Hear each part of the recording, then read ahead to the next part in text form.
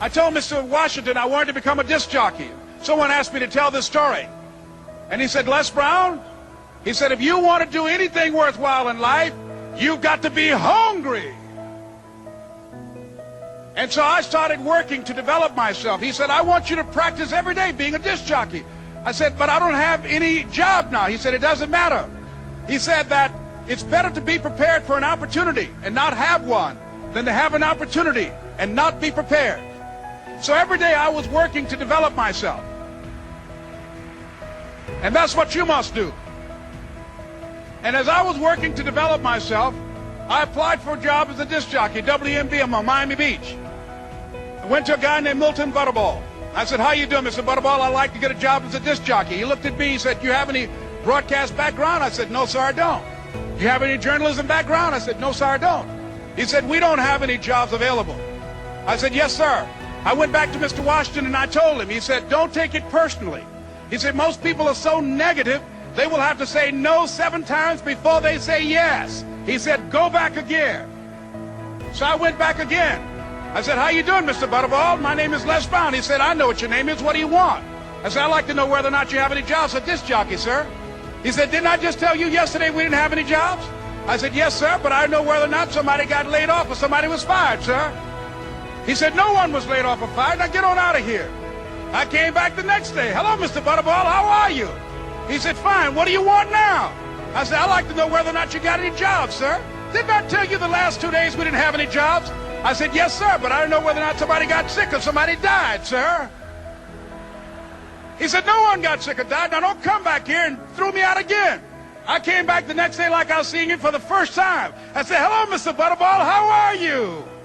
He looked at me with rage. He said, go get me some coffee. I said, yes, sir.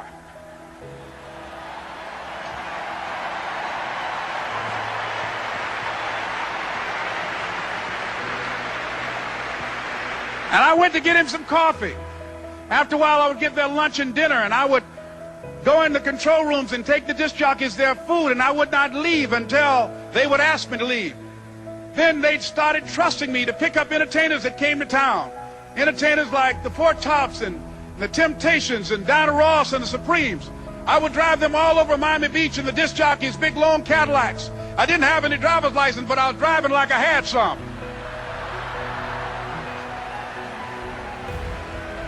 And one day, one Saturday afternoon, while I was at the radio station, a guy named Rock was drinking while he was on the air.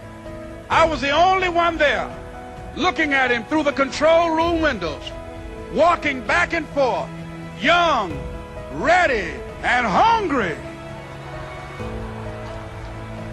I was saying, drink, Rock, drink. Drink, Rock. I'd have gone to get him some more if he'd asked me to. Pretty soon the phone rang, and it was the general manager. And I answered the phone. I said, hello? He said, Les, this is Mr. Klein. I said, I know. He said, Rock can't finish his program. I said, I know. He said, would you call one of the other DJs in? I said, yes, sir. I hung the phone up. I said, now he must think I'm crazy.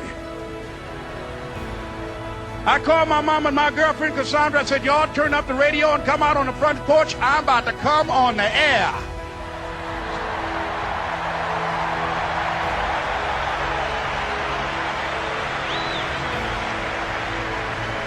I waited for about 20 minutes, and I called him back. I said, Mr. Klein, I can't find nobody.